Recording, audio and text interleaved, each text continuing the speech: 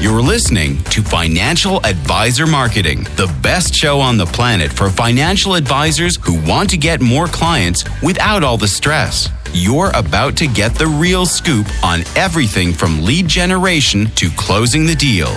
James is the founder of theadvisorcoach.com, where you can find an entire suite of products designed to help financial advisors grow their businesses more rapidly than ever before. Now, here is your host, James Pollard. What's going on, FAM, financial advisor marketers? I hope you're doing well. This is going to be a high-level podcast with some material I've never discussed before and I've never seen anyone else discuss. I think it's really important to understand, but I'm not sure everyone is going to understand it. We'll call it the mindset paradox. F. Scott Fitzgerald once wrote that the test of a first-rate intelligence is the ability to hold two opposing ideas in mind at the same time and still retain the ability to function. There are lots of these sorts of paradoxes in business, and it means you must hold two opposing ideas in your mind. Two things might seem contradictory, but when you step back and analyze them together, you realize this statement is true. For example, sometimes the best way to increase your income is to stop working.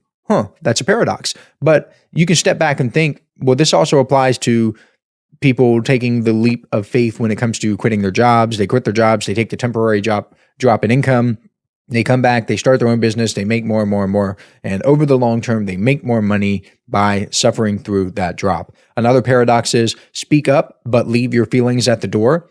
This is all about making your voice heard, letting people know how you feel, letting them know what you think, getting yourself out there, but not getting involved, or at least emotionally involved in certain things. You have to take these rolling punches, I guess, with a grain of salt in business. Another one is to succeed, you must allow yourself to fail. Failure shows what doesn't work, and seeing what doesn't work brings you closer to success. So to succeed, you must allow yourself to fail. And one more paradox before we get into the meat and potatoes of the show is freedom is a result of discipline. This is one of my favorites. Everyone wants to be free, mentally free, spiritually free, financially free. But in our society, that freedom comes from disciplining yourself to consistently do stuff you might not want to do. That doesn't sound free to me. Going out, working, serving people, creating value in the marketplace. You might want to stay home and watch Netflix all day or go golfing or go to the range or drive cars. I don't know what you like to do with your free time, but whatever it is, you would probably do that if given the choice. But you need to discipline yourself to get to that freedom.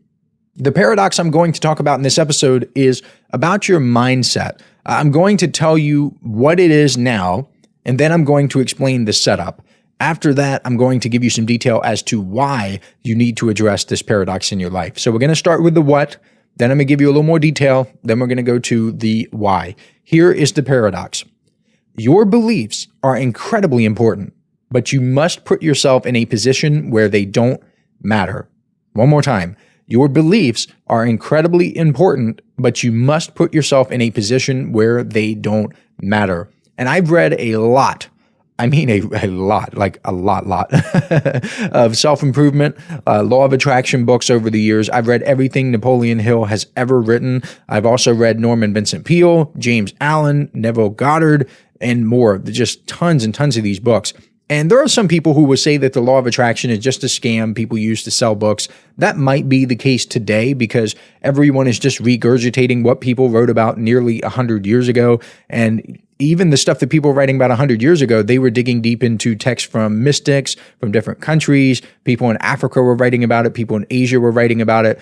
People in Europe were writing about it hundreds of years ago, thousands of years ago. This is the wisdom of the ages condensed.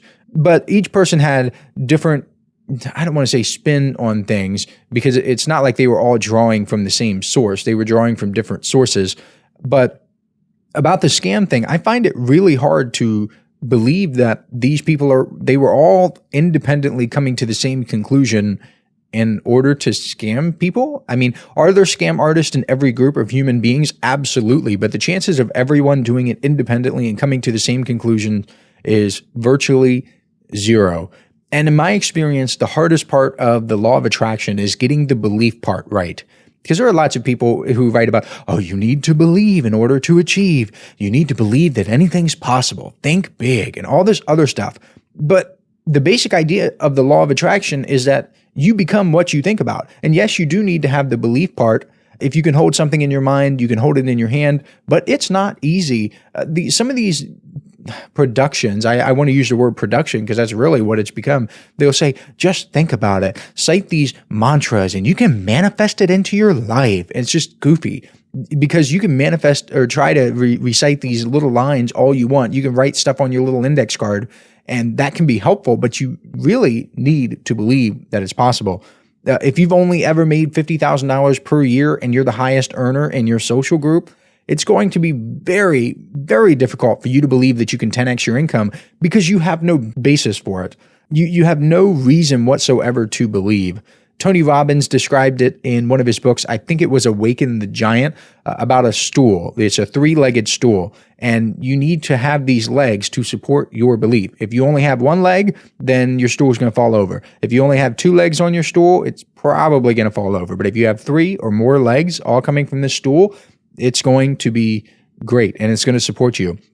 A lot of people who read these law of attraction books and get started down the whole believe in yourself path, they start by setting these big, audacious goals, but it's hard to truly believe them. If you've increased your income over the years from $30,000 to $40,000, then to $50,000, go ahead and set a goal to get your income to $75,000. This will be easier to believe, and it will be easier to internalize, which is important. I use that word intentionally, internalize, because you will have evidence to back it up. If you've already lost 5 pounds, you can believe that you can lose 10. If you've lost 10, you can believe that you can lose 20, and so on and so forth. The same is true with money. The same is true with health, with fitness, with relationships, with everything in life. You need to have evidence to back it up. You need to have a reason why you should believe what it is that you want. And that's my little tidbit about the law of attraction. I hope that helps someone. Now back to the point of the show. Your beliefs and your mindset are incredibly important, but you must get to a point where they don't matter. Let's start with the first part, your beliefs, your mental state, your mindset. This is critical because the way you think is what gets the ball rolling on your goals. Until you change the way you think, you won't get started on your goals. Earl Nightingale had a recording called The Strangest Secret. I think it was released in 1956. I could be wrong. And I think it was the first spoken word recording to go gold. I think at this point it may have gone platinum, but I think it went gold back in the 50s. Sold a bunch of copies, right? In that recording, he mentioned that a woman who does not think about baking an apple pie for dinner tonight will not think of looking up the recipe for apple pie. That may sound too simple, but it's incredibly profound. You can apply this to any and all of the goals in your life because without the original thought of your goal, there's no motivation to do anything to accomplish those goals. He gave another example of someone who is driving, I think, from like New York to St. Louis. If the person doesn't have a map, it doesn't think of driving to St. Louis at all, then that person won't look for a map. The person won't get in the car. The person won't start the car. The person won't go down the road because there is no catalyst. There's no spark. Hey, financial advisors. If you'd like even more help building your business, I invite you to subscribe to James's monthly paper and ink newsletter, The James Pollard Inner Circle. When you join today, you'll get more than $1,000 worth of bonuses, including exclusive interviews that aren't available anywhere else. Head on over to theadvisorcoach.com/coaching to learn more. And one belief that holds people back is the too good to be true belief. People don't truly, or some people, not everyone, of course, but some people don't truly believe that their lives can be changed quickly and dramatically. And this is true in marketing. I see it all the time. People can be presented with something like email marketing and ignore it for months or years because deep down they think it's too good to be true, or they don't believe that they deserve such great results. And it's something they have to deal with their own self-esteem. And it's also true in business. The perfect deal or opportunity could knock on some people's door right now, and they wouldn't answer because they wouldn't think it's real. If you're one of these people, I encourage you to really dig down and get the data for yourself. Remove yourself from your feelings, and we're going to talk a little bit more about that. You want to let the numbers, the facts, and the research speak for themselves. I know this works because I'm a naturally skeptical person too. I've had to overcome a lot of skepticism. I would look at things and I'd be like, that's bull crap. It won't work. That's bull crap. It won't work. And I would just shut myself out of these opportunities. And it sucked for the longest time. But when I began saying yes, when I began looking at something, if one person says, oh, that's too good to be true, I'd be like, let's just try it. Let's see what happens. What if things go wrong? Can I recover? If the answer is yes, then we're moving, right? The way I did this was by leaning into the facts. And let me use weight loss as an example. If I went up to someone who didn't know anything about healthy weight loss, and I said, this time next year, you can be 50 pounds lighter, that person might not believe me because it sounds too good to be true. Still, a healthy, accepted standard for weight loss is 1 to 2 pounds per week. If this person consumes 500 fewer calories than he or she burns per day, that person will lose 1 pound of weight per week. Over the course of a year, 1 pound, 52 weeks, that's actually 52 pounds, slightly more than what seemed to be too good to be true. and that's rooted in science. It has nothing to do with a person's belief, nothing at all. I don't care if the person believes it's too good to be true. If that person maintains a caloric deficit for long enough, that person will lose weight. Belief has nothing to do with it, but the person needs to get started. Now, I do think there's something to be said for mindset and how it can affect your results. There have been studies done where athletes who visualize themselves performing an activity, they do better than athletes who don't visualize. It's incredible stuff. If you just Google it, athletes visualization, you'll go down this rabbit hole and you'll see some crazy, crazy cool things. And in the marketing world, I've seen 2 separate financial advisors apply the exact same tactics, down to the letter, and get different results. And I talk about this in the beginning of an Inner Circle bonus called the 5 Keys to Success for Financial Advisors. I mentioned, I think, cold call scripts there because I've seen 2 advisors use the exact same script and get different results. And that's frustrating, but there are still a lot of intangible variables there. And when you're on the phone, people can pick up on your enthusiasm, if you believe in yourself, how you're feeling, those kinds of things. And we're incredibly finely tuned machines when it comes to detecting this stuff. So that could explain why this happens with little tips and tactics. But the way to make your beliefs irrelevant is to completely remove yourself from the outcome. I've talked a lot about outcome independence, about eliminating neediness. Neediness destroys sales. It destroys conversions. It totally wrecks them. But in some of my marketing materials, I also talk about the use of force, where you can force yourself to achieve your goals. And this is kind of a weird hybrid of the two because you can facilitate real outcome independence through force. So here's the paradox again. Your beliefs are incredibly important, but you must put yourself in a position where they don't matter. How much could your life change if you made your beliefs irrelevant? Let's say that you don't think very highly of yourself, you're scared of certain things, you're anxious, maybe you're depressed. What if you made all that stuff just totally irrelevant? Now, of course, you must believe it's possible to attain your goals. Remember, the woman who doesn't think of baking an apple pie for dinner tonight won't think of looking up the recipe. So you need the catalyst. You need the spark to create the ecosystem. But once it's created, you can remove yourself from it. Gravity doesn't care what I believe.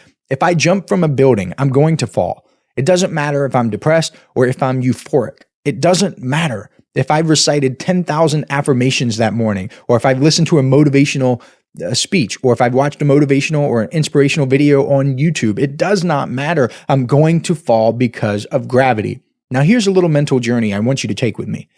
I want you to imagine that there's someone from 1980 who believed that the stock market is a scam. It's a casino, it's rigged. Anyone who invests in the stock market loses money. I want you to imagine that the stock market fairy visited that person, like the tooth fairy, and invests some of the person's money in the stock market. Would that person's beliefs impact the stock market? No, not one bit. That person's money would grow no matter what the beliefs were. And one of the most important concepts I keep hammering home on this podcast episode is the idea that you should be, or in the podcast, many episodes, not just this one, but many episodes before. I did an entire episode, I think it's about the financial advisor who hit $1 million per year. It's the idea that you should create marketing assets. And one reason for this is that marketing assets will work independently of your beliefs. Just like the stock market would have grown independently of that person's beliefs, your marketing will get results no matter what you're thinking in your head. Again, you must have some level of belief in order to create the marketing assets in the first place. That's the paradox. Because I don't want you to remain stuck. I want you to get started. Martin Luther King said, you don't have to see the whole staircase.